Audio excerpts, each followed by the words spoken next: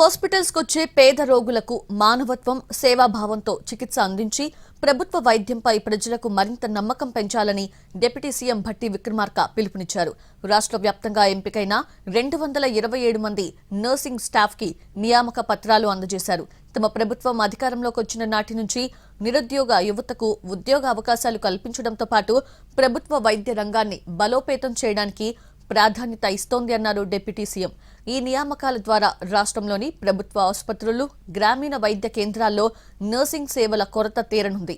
ప్రజలకు మరింత నాణ్యమైన వైద్య సేవలు అందుబాటులోకి రానున్నాయి. స్టాఫ్ నర్సెస్ కి నూతనంగా రిక్రూట్మెంట్ చేసి అది కూడా దాదాపు 15 సంవత్సరాల తర్వాత తిరిగి వారు రిక్రూట్మెంట్ చేసి ఇంతమందికి ఒకటేసారి 247 మందికి ఇప్పించడం అంటే చాలా గొప్ప విషయం.